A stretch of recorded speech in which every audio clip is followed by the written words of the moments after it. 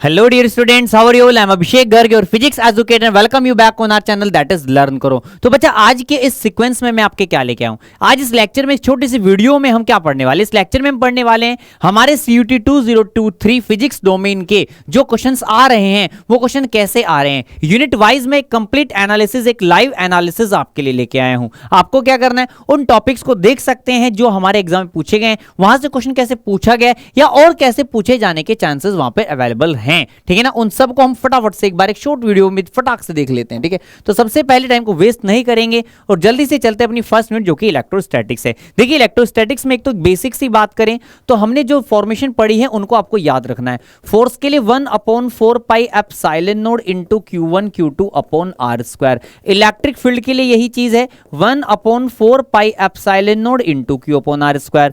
V के लिए यही चीज है 1/4 pi epsilon not into Q upon R। और U के लिए बचा 1/4 pi epsilon not into Q1 Q2 upon R। तो एक बात समझ में आती है सर, एक बात समझ में आती है कि चार्ज जो है अकेला सिंगल चार्ज पोटेंशियल और इलेक्ट्रिक फील्ड दोनों प्रोड्यूस कर सकता है। यानी कि अगर फोर्स की बात आए या पोटेंशियल एनर्जी की बात है तो वहां पर दो चार्जेस चाहिएंगे। क्लियर है मेरी बात? एक तो ये चीज दिमाग में रखिए, एग्जाम के लिए आप पहुंचेगा। दूसरी, यहां से इलेक्ट्रोस्टैटिक्स वाली यूनिट है बच्चा, यहां से गॉस थ्योरम वाले कॉन्सेप्ट को अच्छे से पढ़ के जाएगा। गॉस थ्योरम का कॉन्सेप्ट क्या था कि phi equal Q upon epsilon naught, और यही हमने नॉर्मल भी पढ़ा था sir, this is E dot A, जिसको बाद में हमने लिख दिया था EA cos थीटा। अब यहां से क्वेश्चन कैसे आ जा रहा है? यहां से क्वेश्चन आ रहा है कि इलेक्ट्रिक फील्ड और एरिया आपको दिया है।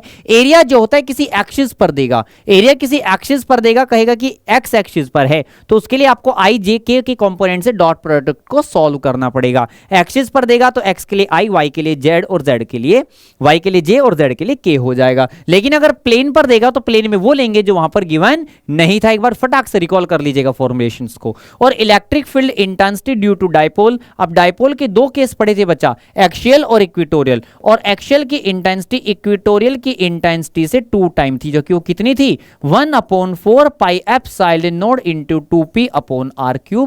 ओके ना? ये कौन सी है? एक्सियल वाली। और जब इक्वेटोरियल वाली आई थी तो सर यहां से 2 हट गया था। और electric field intensity due to a single sheet, that is, अगर हम फॉर्मेशन से बात करें बच्चा तो हम इसको लिखते हैं sigma upon that is sigma upon 2 epsilon not, जब ये एक सिंगल शीट है। और अगर ये दो शीट हैं तो इसको हमने लिखा है सिग्मा अपॉन एप्सिलॉन नॉट, याद है?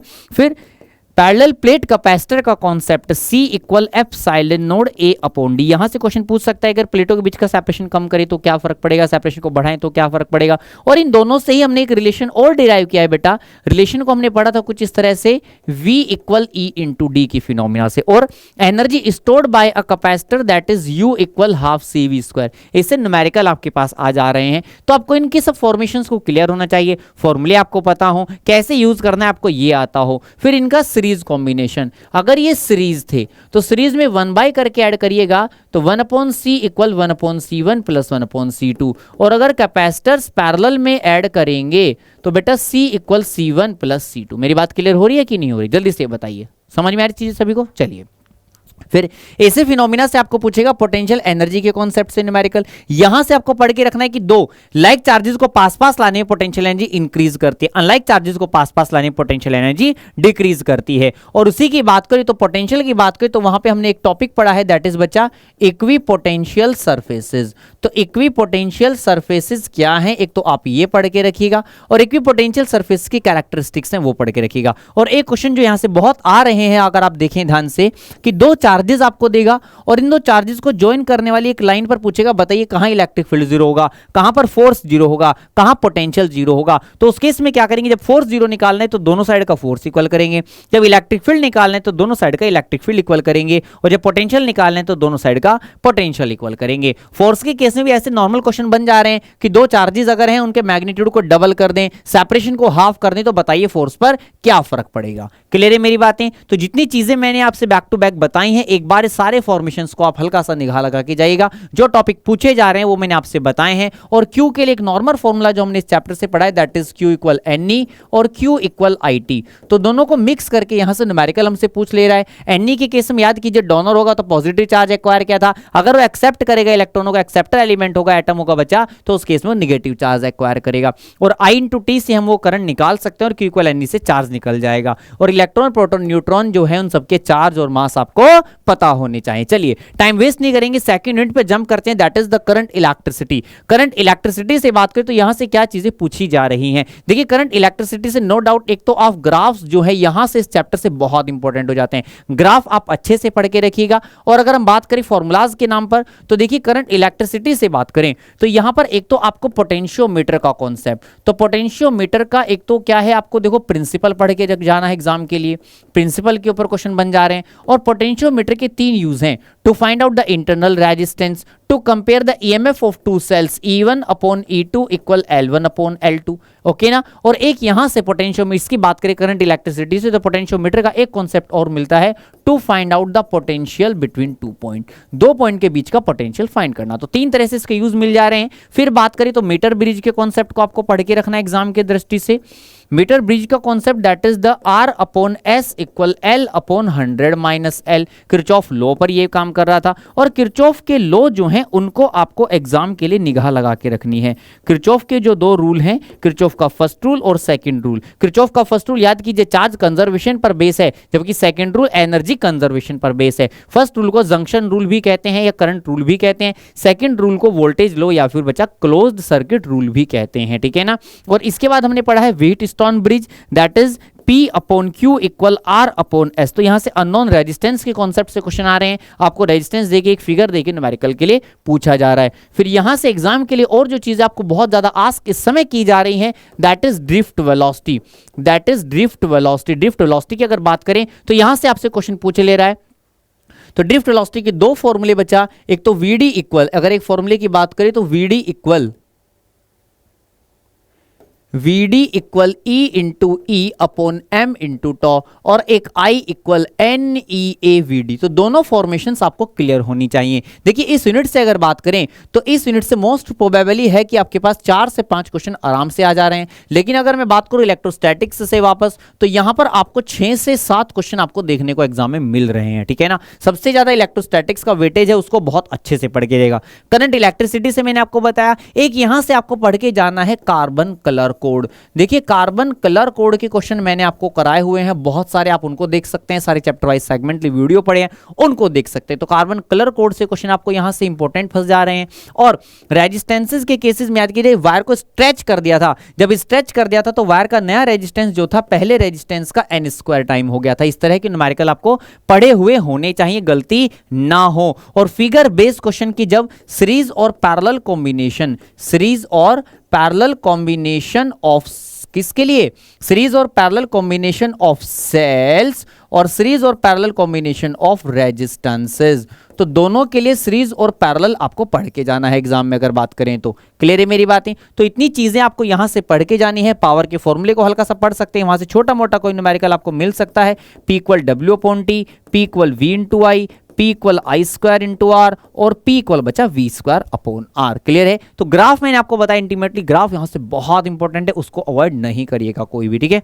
चलो आगे जंप करते हैं। यूनिट 3 की बात करें तो magnetic effects of the current and the magnetism. यहां से लगभग आपके पास 3 से 4 क्वेश्चन आने के चांसेस पूरे पूरे दिख रहे हैं हर एग्जाम में। देखिए कहीं पर 1-2 क्वेश्चन ज्यादा है, कम तो चलता रहेगा। बात करें मैग्नेटिज्म एंड इसकी बात करें हम करंट वाले जो सेक्शन है उसकी बात करें तो यहां से देखिए एक तो नॉर्मली आपके पास जो 3 तरह के मटेरियल है बच्चा, डायामैग्नेटिक, पैरामैग्नेटिक और फेरोमैग्नेटिक। तो तीनों के तीनों आपको क्लियर होने चाहिए। और तीनों से रिलेट करती हुई एक डेफिनेशन हमने पढ़ी है दैट इज क्यूरी टेम्परेचर। तो पूछ रहा है क्यूरी टेम्परेचर नीचे के जो सब्सटेंसेस थे उनको क्या कहा है, क्यूरी टेम्परेचर से ऊपर उसकी नेचर में क्या होता है, तो सर क्यू से नीचे वो फेरो है और उससे ऊपर वो पैरा में कन्वर्ट होते हैं। डोमेन कहां बनते हैं, फेरो में डोमेन बनते हैं। नाम देके पूछेगा बताइए डायएटॉमिक है या डायोमैग्नेटिक है या फिर फेरोमैग्नेटिक है या पैरामैग्नेटिक। तो ऐसे क्वेश्चन आपसे आस्क किया जा सकता है एग्जाम में या पूछा जा रहा है, आप कह सकते हैं। फिर यहां से Biot Savart law, that is dB equal mu naught upon 4 pi into I delta l sine theta upon r square.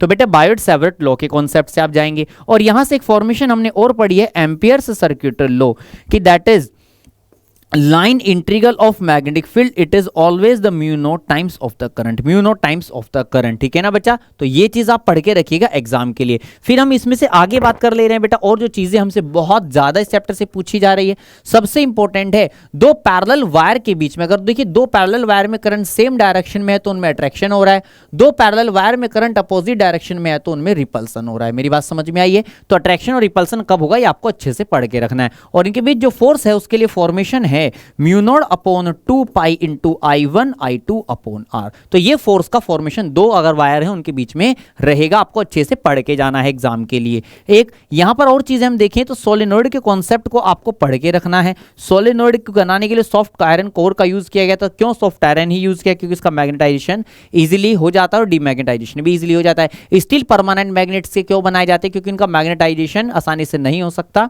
हो जाता है मतलब, लेकिन डीमैग्नेटाइजेशन आसानी से नहीं होता, इसलिए परमानेंट मैग्नेट जो है स्टील के बनाए जाते हैं। एक यहां से आप एडी करंट वाली चीजों को पढ़ के जाइएगा, ओके ना। तो सोलेनोइड के कॉन्सेप्ट को मैं स्पेशली बता रहा था, यहां से numerical B equal mu not NI। तो इस फॉर्मेशन पर न्यूमेरिकल इंपॉर्टेंट है, अच्छे से निगाह लगाकर तब एग्जाम में आपको जाना, उससे पहले कोई नहीं पहुंचेगा। और अगर हम बात करें तो मैग्नेटिक फील्ड लाइन और इलेक्ट्रिक फील्ड लाइन की प्रॉपर्टीज और एक टॉ वाले कॉन्सेप्ट को, तो tau equal MB sine theta. और सुपर सुपर सुपर इंपॉर्टेंट की बात करूं तो magnetic moment that is M equal to NI। ये यहां से बहुत क्वेश्चन आ रहे हैं, यहां से दबा के क्वेश्चन आ रहे हैं। चलिए टाइम वेस्ट नहीं करेंगे, नेक्स्ट यूनिट पर बात करते हैं इलेक्ट्रोमैग्नेटिक इंडक्शन। यहां पर आपके पास 5 से 6 क्वेश्चनों का एक वेटेज देखने को मिल जा रहा है एग्जाम में, electromagnetic induction and the alternating current. तो देखिए एक तो आपको Z याद रख के जाना है यार, Z याद रख के जाना है LCR सर्किट का। तो Z इक्वल बच्चा फॉर्मेशन है R square plus XL minus XC में होल स्क्वायर। और अगर ये फेज पूछ रहा है एग्जाम में तो फॉर्मेशन हो जा रही है VL minus VC upon VR या XL minus XC upon R। तो फेज के लिए और इसके लिए। और एक ग्राफ मैंने आपको बताया, ग्राफ याद रखना है कि यहां करंट होगा, यहां voltage of resistance, voltage of capacitance और वोल्टेज ऑफ इंडक्टर। बात क्लियर हुई कि नहीं? चलिए फिर हमने बात करें हैं यहां पर इस चैप्टर से बेटा फैराडेज लॉ। फैराडेज लॉ में हमने EMF पढ़ा है, this is the minus D phi upon the dt। Phi ही होता है Li, तो फॉर्मेशन ये भी बन जाती है Li अपॉन द dt। और ये M भी होता है तो minus M into D I upon the dt। ये सब क्या है? EMF के ही फॉर्मेशंस हैं। अगर वो मूविंग है तो E इक्वल BVL भी है, और एक फोर्स का formation F equal to IBL sine theta भी है। दो चीजें याद रखेंगे। तो AC वाले सेगमेंट से हमने बताया, इलेक्ट्रोमैग्नेटिक से मैंने आपको इंडक्शन से आपको उन फिनोमिनाज को बताया। तो सेल्फ इंडक्शन, म्यूचुअल इंडक्शन क्या है, उनकी प्रॉपर्टीज क्या है, ट्रांसफॉर्मर म्यूचुअल इंडक्शन पे काम करता है, कोर जो ट्रांसफॉर्मर की कोर होती है लैमिनेटेड क्यों बनाई जाती है। तो ये सब चीजें आपको क्लियर होनी चाहिए। देखिए अल्टरनेटिंग करंट से इतने ज्यादा क्वेश्चन नहीं आए जितने उस क्वेश्चन से आपको अगर बात करें इंडक्शन वाले सेगमेंट से आ रहे हैं। लेंस लॉ जो है उसके बारे में आपको फिनोमिना क्लियर होना चाहिए कि घड़ी में करंट जैसे क्लॉकवाइज चलता है, अगर ऐसे हो रहा है तो वो साउथ पोलैरिटी है, और अगर घड़ी में करंट जैसे चलता है उसके अपोजिट यानी कि एंटी क्लॉकवाइज चल रहा है तो वो नॉर्थ पोलैरिटी है। तो कब वो साउथ होगा, कब नॉर्थ होगा, कब अट्रैक्शन, कब रिपल्सन, वो सब आपको क्लियर होना चाहिए। यहां से ज्यादा खास वेटेज आपको तो नहीं मिल जा रहा, लेकिन 2 से 3 क्वेश्चनों का गैप आपको इस चैप्टर से इलेक्ट्रोमैग्नेटिक वेव से भी मिल जा रहा है। यहां से आपको पढ़ना क्या है सर, यहां से अगर बात करें तो सीधा सीधा एक तो सीक्वेंस को बहुत अच्छे से, रेडियो, माइक्रो, इंफ्रा, ठीक है बेटा। और इसके बाद बात करें तो जो हमें दिखता है, यानी कि हमें जो दिखता है विजिबल, वो ठीक बीच में है, 3 उससे ऊपर है, 3 उससे नीचे हैं। यहाँ है यूवी, यहाँ है एक्स और यहाँ है गामा। तो एक तो इनकी फ्रीक्वेंसी, एक तो इन सब की फ्रीक्वेंसी, और बेटा एक इन सब की अगर हम बात करें तो वेवलेंथ।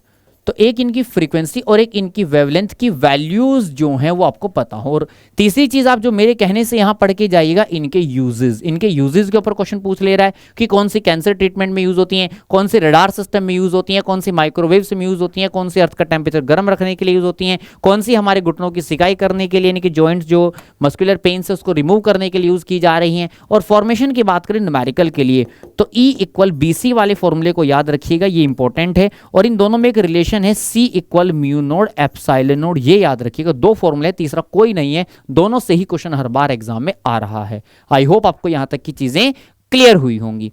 फिर बात करते हैं यूनिट 6 जिसका नाम है ऑप्टिक्स। और ऑप्टिक्स से बात की तो सबसे ज्यादा वेटेज 7 से 8 क्वेश्चन तक भी आपको मिल जाएंगे, लेकिन नॉर्मली 5 से 6 क्वेश्चन का ही आप एवरेज लगा के चलिएगा। सबसे बड़ी यूनिट है, आपने देखा था बोर्ड में भी बहुत बड़ी यूनिट थी भाई। तो ऑप्टिक्स की बात करें तो ऑप्टिक्स से देखिए, एक तो नॉर्मल केस में अगर हम बात करें तो रिफ्लेक्शन को थोड़ा सा निगाह लगा लीजिएगा।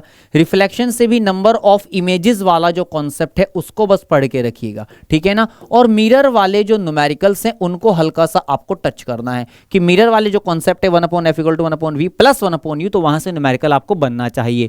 और यहां बात करें रिफ्रैक्शन से, तो रिफ्रैक्शन का फिनोमिना क्या है वो सबको पता है, फ्रीक्वेंसी नहीं बदलती, बाकी सब वहां बदल जाता है, इतना एक तो याद रखिएगा, इससे क्वेश्चन बन जाएगा। और यहां से lens maker formula 1/f = n-1 × 1/r1 - 1/r2।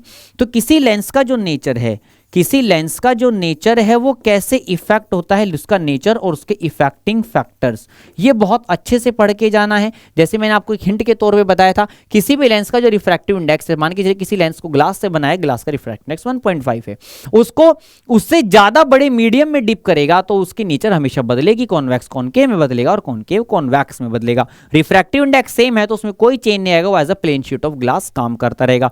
तो यहां से तो सुपर सुपर सुपर इंपॉर्टेंट मैं कह सकता हूं, आपको न्यूमेरिकल मिल जा रहे हैं। दबा के यहां से क्वेश्चन आपसे पूछेगा, आस्क करेगा एग्जाम में। फिर हम यहां से बात करते हैं प्रिज्म वाले सेक्शन से, तो n = बेटा sin a + δ/2 / sin a/2, ठीक है ना। तो एक तो इस फिनोमिना पे आपको पता, और अगर ये थिन प्रिज्म था तो ये हमने कॉन्सेप्ट बदल दिया था, तब हो गया था δ = n-1 × a। तो यहां पे किस कलर की वेवलेंथ ज्यादा है, किस कलर की वेवलेंथ कम है, स्काई का रेडिस होना, ये सब चीजें आपने पढ़ी होंगी। तीसरी चीज आप जो इंपॉर्टेंट पढ़ के जाएंगे एग्जाम पर्सपेक्टिव से, that is the TIR, total internal reflection क्या है और इसकी शर्त क्या है और इसकी एप्लीकेशंस क्या है। 3 एप्लीकेशन है, mirrors in the desert, optical fibre, और बात करें तो शाइनिंग है, जो डायमंड वगैरह की जो ग्लिटरिंग है वो किसकी वजह से होती है, TIR की वजह से होती है। 2 कंडीशन है, डेंसस रेयर जानी चाहिए और इंसिडेंट एंगल क्रिटिकल से बड़ा होना चाहिए। चलिए फिर इससे आगे जंप करते हैं, और क्या क्या चीजें यहां से दबा के पूछ रहा है। माइक्रोस्कोप और टेलीस्कोप का कॉन्सेप्ट, तो एक तो माइक्रो और टेली के कॉन्सेप्ट को पढ़ के रखिएगा। माइक्रोस्कोप की बात करें तो FE बड़ा है, FO छोटा। टेलीस्कोप की बात करें तो FO बड़ा है, FE छोटा। और यहां से इन दोनों की लेंथ के फॉर्मूले, अब उसमें भी 2 केस हैं, एट D और एट इंफिनिटी, आपको क्लियर होनी चाहिए, उसमें गड़बड़ बिल्कुल नहीं होनी चाहिए एग्जाम में बेटा। क्लियर है, चलिए आगे बात करते हैं। फिर ये तो था जितना सेगमेंट हमने बताया आपको रे ऑप्टिक्स का। अभी वेव में जंप करते हैं, तो वेव में सबसे इंपॉर्टेंट चीज जो आपको पढ़ के जानी है, that is the YDSC, Young's double slit experiment. अब यहां से न्यूमेरिकल्स की बात करें तो देखिए, अगर वो ब्राइट फ्रिंज बनाएगा, तो x = m × d λ/d। अगर वो बच्चा डार्क फ्रिंज बनाएगा तो x = m - 1/2 × d λ/d, है ना। तब फॉर्मेशन ये हो जाएगा। और फ्रिंज विद कहेगा, फ्रिंज की चौड़ाई यानी कि फ्रिंज विद कहेगा तो W कह लीजिए, इस बार आप कंफ्यूजन में आ जाएंगे वरना, तो W = d λ/d, ये फ्रिंज विद वाले कॉन्सेप्ट भी हो गया। तो यहां से आप किस वेवलेंथ को बदलने पे क्या फर्क पड़ेगा, तो वो सब चीजें आपको क्लियर होनी चाहिए, उसमें कंफ्यूजन बिल्कुल नहीं चाहिए। फिर यहां से बात करें तो आपको पढ़ के जाना है सिंगल स्लिट एक्सपेरिमेंट। तो सिंगल स्लिट एक्सपेरिमेंट से बात करें तो वो क्या है, तो सर उस फिनोमिना में हमने पढ़ा है θ = λ/e, और अगर वो एंगुलर विद की जिक्र करेगा तो एंगुलर विद यानी कि 2θ = 2 λ/e। दोनों का इंटेंसिटी पैटर्न आपको अच्छे से पढ़ के रखना है एग्जाम में, किसके इंटेंसिटी पैटर्न में क्या डिफरेंस आए हैं, क्या चेंजेस आए हैं। और पाथ डिफरेंस का फॉर्मूले पे न्यूमेरिकल पूछ ले रहा है, तो phase difference ΔΦ = 2π/λ, just a minute, तो दिस इज 2π/λ × Δx। तो इस फॉर्मेशन पे आपको न्यूमेरिकल पढ़ के जाना है एग्जाम पर्सपेक्टिवली। फिर हम बात कर रहे हैं पोलराइजेशन से, तो पोलराइजेशन से बात करें तो ब्रूस्टर लॉ के concept, that is n = 10 IP को आपको पढ़ के रखना एग्जाम के लिए। और एक चीज ध्यान रखनी है, IP + RP total sir 90 degree consist करता है, ठीक है ना। और सिंपल रिफ्रैक्टिव इंडेक्स के फॉर्मेशंस आपको क्लियर हो, देखिए मैं बता दे रहा हूं फटाफट से। 1 and 2 को जब रिलैक्स करेंगे तो n2/n1, 1 and 2 को वेलोसिटी में रिलैक्स करें तो v1/v2, 1 and 2 को अगर बच्चा जी हम वापस रिफ्रैक्टिव इंडेक्स में ना करके वेवलेंथ के रेस्पेक्ट में देखें तो wavelength of first upon wavelength of the second. Clear है मेरी बातें यहां तक सभी को? चलिए, और इसी में हमने एक चीज पढ़ी है normally n equal to 3 into 10⁸ upon velocity v और n equal 1 upon sine c, जो कि क्रिटिकल एंगल है। तो इन दोनों को बैलेंस करके कई बार न्यूमेरिकल पूछा गया है। आई होप यहां से आपको चीजें क्लियर हुई होंगी जो ऑप्टिक्स सेक्शन के लिए मैंने आपसे बताई हैं। फिर नेक्स्ट चैप्टर पे जंप करते हैं, one of my favourite chapter, that is the dual nature of matter and the radiation. ठीक है, तो यहां से अगर मैं वेटेज देने की कोशिश करूं तो 6 से 7 क्वेश्चन का एक एवरेज आपको यहां पे भी मिल जा रहा है। तो देखिए, डुअल नेचर ऑफ मैटर वाले सेक्शन इतना इंपॉर्टेंट नहीं है, वहां से डी ब्रॉगली वेवलेंथ को बस पढ़ के रखिएगा। तो डी ब्रॉगली वेवलेंथ लैम्डा है, लैम्डा का फॉर्मेशन h अपॉन p है, और उसी p को हमने लिख दिया है mv, और बच्चा इसी को लिखेंगे √2mk, और इसी को लिखेंगे √2m, और k ही क्या हो जाएगा, ev। और इलेक्ट्रॉन की अगर बात आई थी, अगर ये इलेक्ट्रॉन की बात आई थी, तो 4 इलेक्ट्रॉन लैम्डा की वैल्यू है बच्चा 12.27 upon √v in the angstrom. मेरी बात क्लियर है ना? तो इतनी वेवलेंथ इलेक्ट्रॉन के लिए डायरेक्ट याद कर लीजिए। h की वैल्यू है 6.64 इंटू 10⁻⁻34, और c कितना है 3 इंटू 10⁸ मीटर पर सेकेंड। बार बार यूज हो रहा था, तो आपको अच्छे से क्लियर होना चाहिए। और यहां से फिर से बात करें तो यहां से ग्राफ बहुत इंपॉर्टेंट है। यहां से ग्राफ तो सुपर सुपर सुपर इंपॉर्टेंट है। जैसे हमने एक ये ग्राफ बनाया था, ये हमने जो ग्राफ बनाया था, ये क्या शो कर रहा था? ये शो कर रहा था सर डिफरेंट फ्रीक्वेंसी। क्या शो कर रहा था? Different frequency, same intensity, same intensity. लेकिन अगर दूसरा बात करें तो सर हम ग्राफ इस बार ऐसे बना दिए, हम ग्राफ इस बार ऐसे बना दिए, तो ये क्या शो कर रहा है? Same frequency. क्या शो कर रहा है बेटा? ये सर ये शो कर रहा है same frequency but different intensities.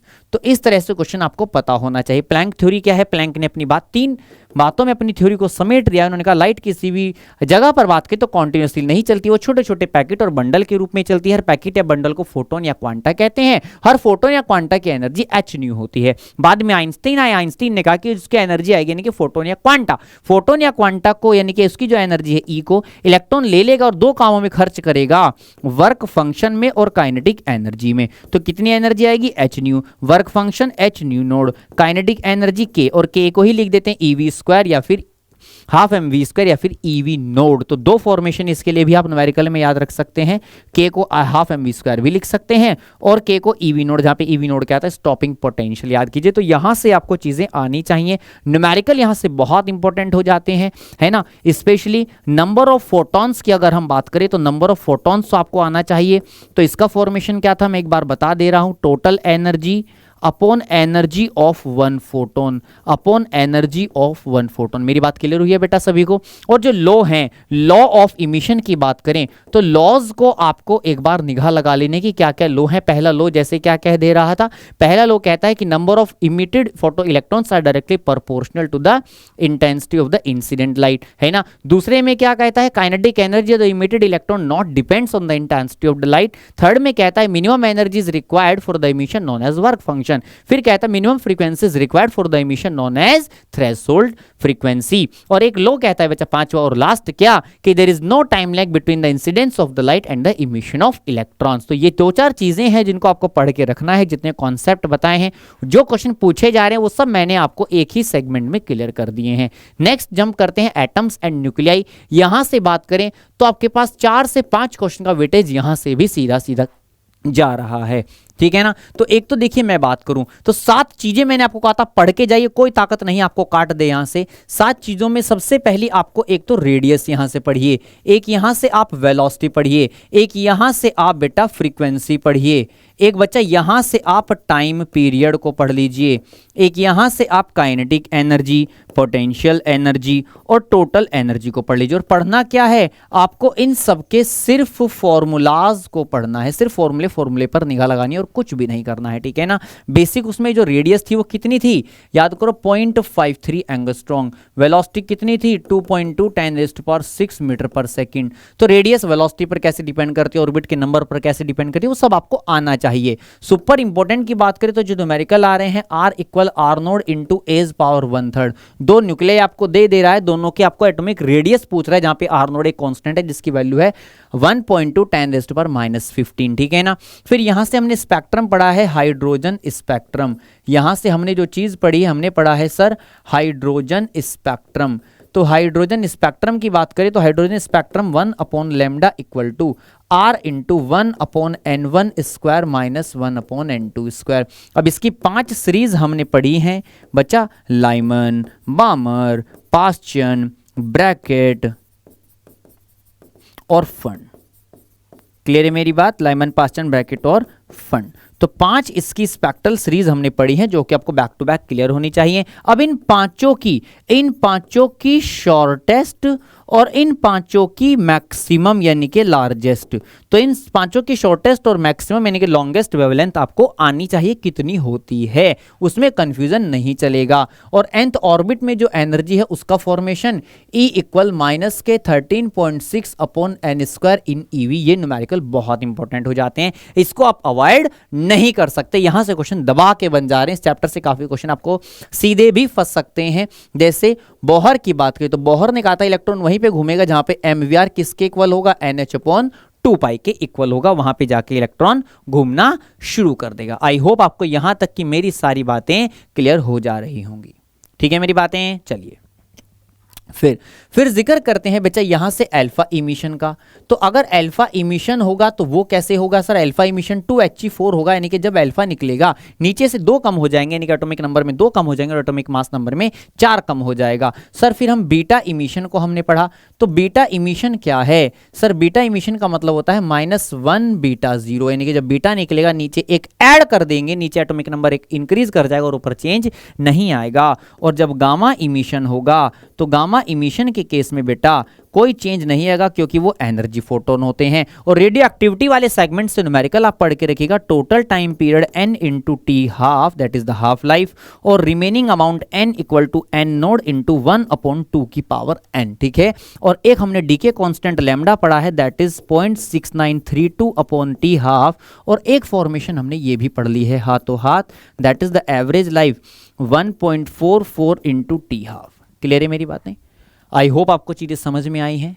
आगे बढ़िए, नेक्स्ट चैप्टर पर जंप करते हैं, इलेक्ट्रॉनिक डिवाइसेस। ये क्या बीमारी है सर? इसमें से अगर हम बात करें तो लगभग आपको 3 से 4 और मैक्सिमम से मैक्सिमम बात करें तो 6 क्वेश्चन भी दिख जाएंगे भाई, वो डिपेंड करेगा, लेकिन इतने ज़्यादा कभी आते नहीं है। कभी 1-2 सेट्स में हो रहा है तो वो बात अलग है, लेकिन मैक्सिमम आप एवरेज 3 से 4 का ही लेके चलें। तो यहाँ पे एक तो डिप्लीशन लेयर का जो कॉन्सेप्ट है, एक तो यहाँ पर जो डिप्लीशन लेयर का कॉन्सेप्ट है बेटा उसको पढ़ के रखें आप दिमाग में। और डिप्लीशन लेयर की जो विद है स्पेशल, उस पर क्या फ़र्क पड़ेगा, क्योंकि उस पर फ़र्क के भी 2 केस हैं, याद कीजिए, एक फॉरवर्ड और एक उसका बैकवर्ड की हम बात करें। ठीक है ना।